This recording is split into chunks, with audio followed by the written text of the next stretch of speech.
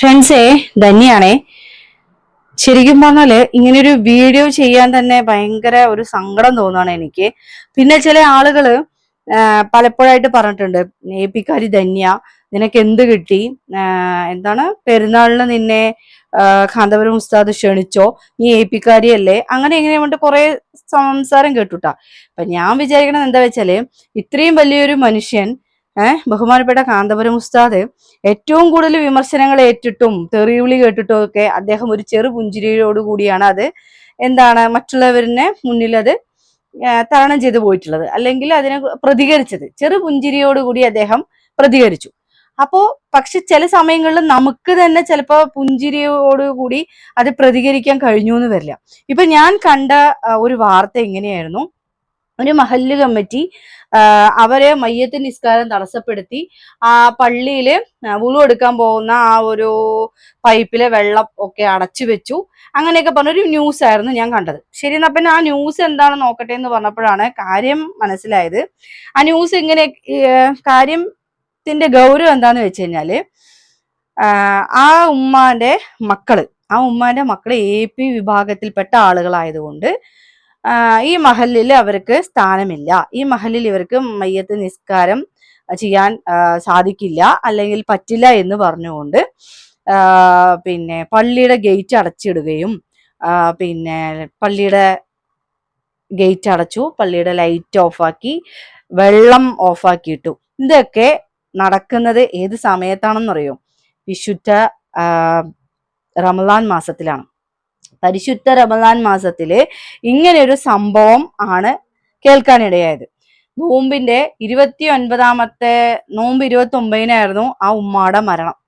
അപ്പോ ആ ഉമ്മാക്ക് വേണ്ടി പ്രാർത്ഥിക്കേണ്ട നിങ്ങൾ ഏപ്പിക്കാരാണ്, നിങ്ങൾ ഇവിടെ വരണ്ട. ഇതൊക്കെയാണ് അവിടുത്തെ മഹല്ല് കമ്മിറ്റിക്കാർ പറഞ്ഞിട്ടുള്ളത്. ഊരും പേരും ഒക്കെ നിങ്ങൾക്ക് അറിയാമെന്ന് വിചാരിക്കുന്നു.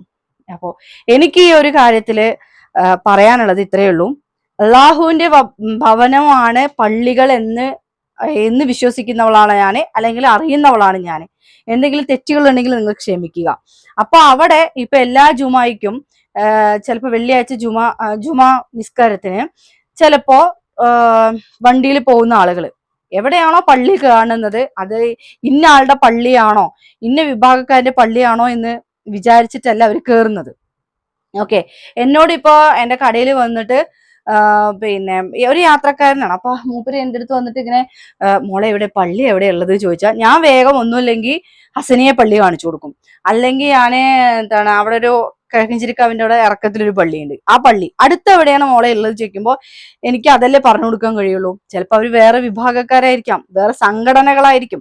പക്ഷെ എന്നാൽ കൂടെ അള്ളാഹുവിന്റെ ഭവനത്തിലേക്ക് പോയി, അല്ലെങ്കിൽ അവിടെ നിന്നുകൊണ്ട് അവർക്ക് ആ ഒരു ജുമാ നിസ്കാരം അവർക്ക് പൂർത്തീകരിക്കേണ്ടതുണ്ട് എന്ന് വിചാരിച്ചുകൊണ്ട് നമ്മള് അതെ സുന്നിക്കാരിയാണ്, നിങ്ങൾ സുന്നിയാണോ, അല്ലെങ്കിൽ നിങ്ങൾ വേറെ ജമാഅത്ത് ഇസ്ലാമിക് ആണോ, അല്ലെങ്കിൽ നിങ്ങൾ വേറെ ആരെങ്കിലും ആണെന്ന് ഞാൻ ചോദിച്ചിട്ടുമില്ല, എനിക്ക് അതിന്റെ ആവശ്യമില്ല, എനിക്ക് അറിയൂല്ല. അപ്പോ ഇത് ചെയ്തത് വളരെ മോശമായി എന്ന് നിങ്ങൾക്ക് തോന്നുന്നില്ലേ?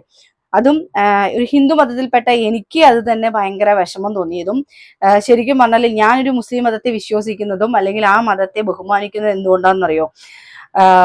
ശരിക്കും പറഞ്ഞാൽ ഈ മനുഷ്യർക്കൊപ്പം എന്ന പ്രമേയവുമായിട്ട് ബഹുമാനപ്പെട്ട കാന്തപുരം ഉസ്താദ് നടത്തിയ കേരള യാത്ര നിങ്ങൾ എല്ലാവരും ശ്രദ്ധയിൽപ്പെട്ടിട്ടുണ്ടാവും. അതിന് മുന്നേ തന്നെ, ഈ കേരള യാത്ര നടക്കുന്നതിന് മുന്നേ തന്നെ ഞാൻ അദ്ദേഹത്തിന്റെ ഒരു അദ്ദേഹത്തിന് ഇഷ്ടപ്പെടുന്ന ഒരു വ്യക്തി തന്നെയാണ്.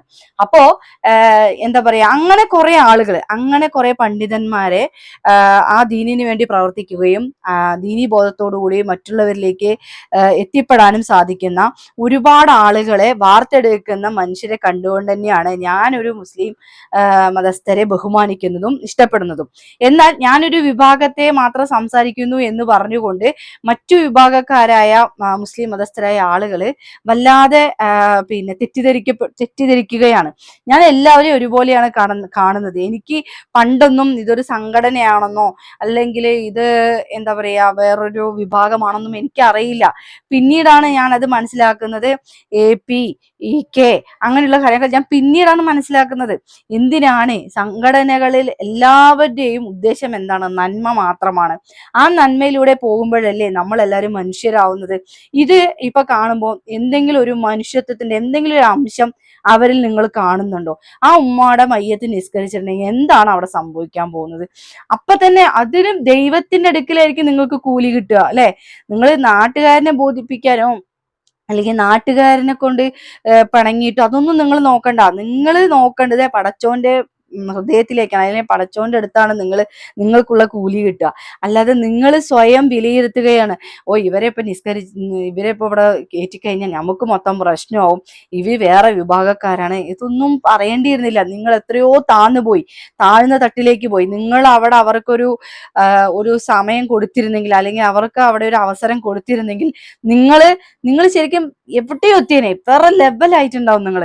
പക്ഷെ ഇത് ഒട്ടും ശരിയല്ല എന്ന് എനിക്ക് പറയാനുള്ളൂ. നിങ്ങൾ ഇത്ര 5 നേരം നിസ്കരിച്ചിട്ടും നോമ്പെടുത്തിട്ടും ഒന്നൊരു കാര്യമില്ല. ഇതൊക്കെ പടച്ചോന്റെ ശരിക്കും പറഞ്ഞാൽ എന്താണ്? പരീക്ഷണമാണ്.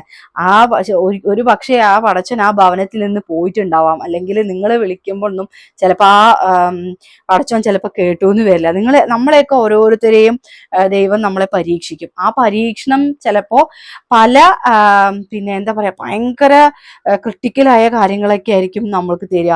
ചിലപ്പോൾ അങ്ങോട്ടും ഇങ്ങോട്ടും നമുക്ക് തീരുമാനം എടുക്കാൻ പറ്റാത്ത സാഹചര്യത്തിലൊക്കെ ആയിരിക്കും നമുക്ക് ദൈവം തരുന്ന പരീക്ഷണങ്ങൾ. നമ്മളതെല്ലാം തരണം ചെയ്ത് മുന്നോട്ട് പോയാലേ ഒരു മനുഷ്യനായിട്ട് നമുക്ക് മാറാൻ കഴിയുള്ളൂ.